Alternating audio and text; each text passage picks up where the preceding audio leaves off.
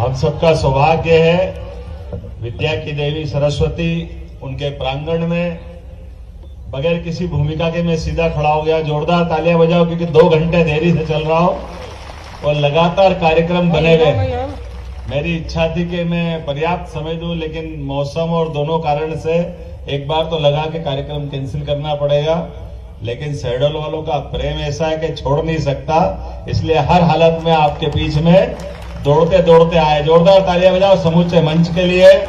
हमारा भरा पूरा मंच, यशस्वी मंत्री माननीय कुंवर विजय सिंह जी, आपके माननीय सांसद जी, माननीय विधायक जी, हमारे दोनों जिलाध्यक्ष जी, इस अवसर पर मौजूद माननीय कुलपति जी, समय के आधार पर नाम नहीं ले रहा हूं, जोरदार तालियां बजा दो। हम सब समझ सकते हैं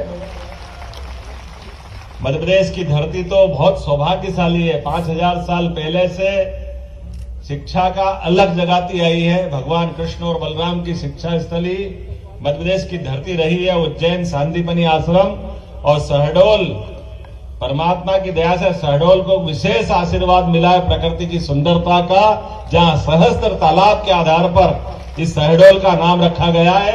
हमारे अपने इस शहडोल के अंचल में खास करके जहां मैं आज पंडित शंभुनाथ शुक्ल विश्वविद्यालय के कैंपस में इंडोर स्पोर्ट्स कॉम्प्लेक्स का शुभारंभ करने के लिए आया हूं।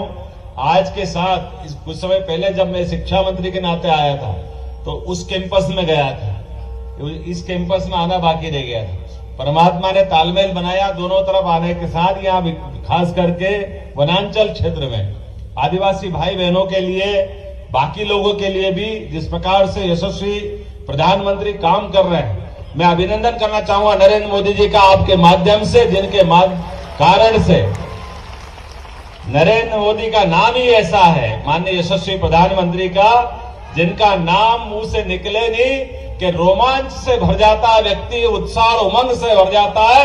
एहसास होता है कि हाँ, 142 करोड़ देशवासियों के बीच एक ऐसे यशस्वी प्रधानमंत्री है जिनके लिए हम न केवल भारत बल्कि 200 से ज्यादा देश जो दुनिया भर में अलग अलग जगह फैले हुए हैं, वो हर कोई चाहता कि काश हमारे भी कोई नेता ऐसे हो जैसे नरेंद्र मोदी देश भारत के प्रधानमंत्री है। ये हमारा सौभाग्य है। परमात्मा की कृपा से लंबे समय की कई आरोह अवरोह करती अव्यवस्थाओं के बीच, कई प्रकार के कष्टों के बीच यशस्वी प्रधानमंत्री ने अपने भारत के आगे बढ़ने का जो राह बनाई है, उस राह में बहुत सारी अच्छी बातें जोड़ी है। उसमें एक सबसे बड़ी बात, नई शिक्षा नीति को लेकर के 1835 की लॉर्ड मैकाले की शिक्षा नीति के माध्यम से हमारी गौरवशाली परंपरा, हमारे अपने इस भारत की शिक्षा की व्यवस्था, जिसके कारण से दुनिया हजारों हजार साल से भारत को एक विशेष कारण से जानती थी। नालंदा, तक्षशिला, विक्रमशिला, मैंने 5000 साल पहले का सांदीपनि आश्रम, जो जहां अलग अलग प्रकार के अलग अलग अवस्थाओं में मनुष्य नाम मात्र के लिए अगर शिक्षित दीक्षित होना चाहता है तो वो भारतीय संस्कृति से जुड़ता आया रहा है। लेकिन काल के प्रवाह में हमारी जो अच्छाई थी, वो अच्छाई पे हमारे दुश्मनों ने हमको कष्ट दिए, और हमको नहीं दिए, वो समूची मानवता को कलंकित करने वाला घटनाक्रम था।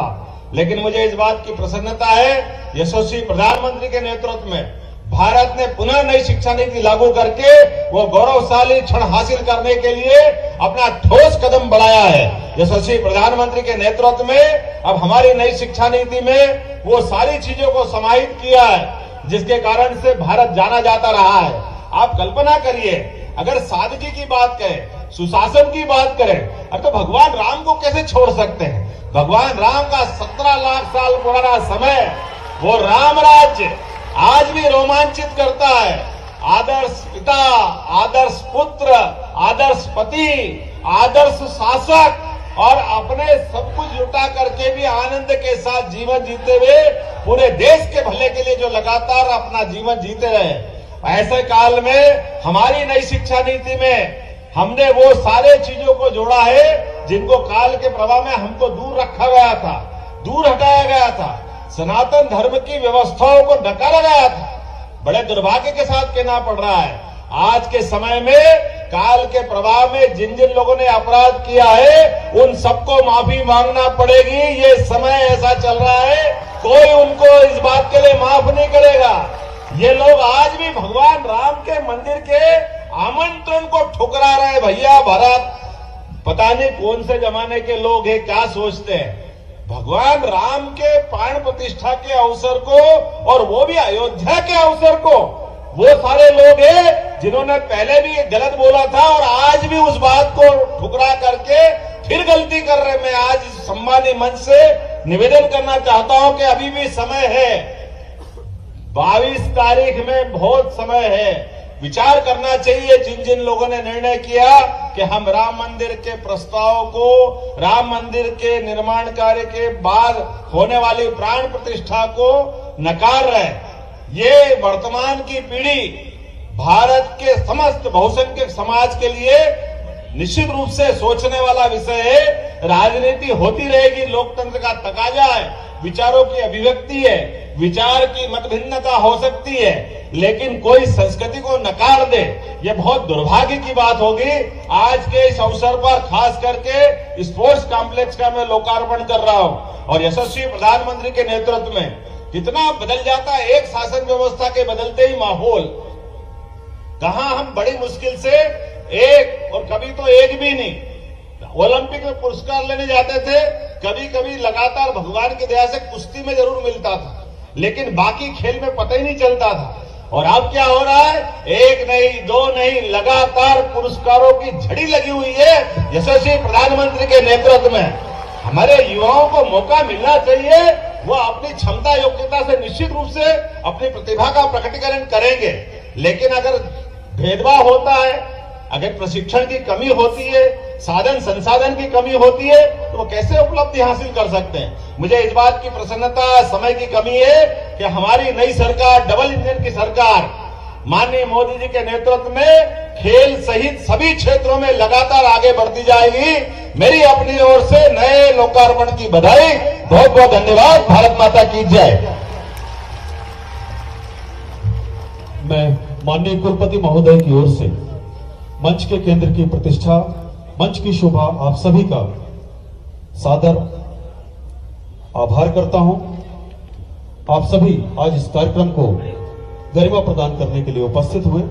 माननीय कुलपति महोदय की ओर से आपका पुनः आभार। जोरदार तालियों के माध्यम से आज प्राप्त अपनी नई ऊर्जा को अनंत ऊंचाइयों की ओर ले जाएं।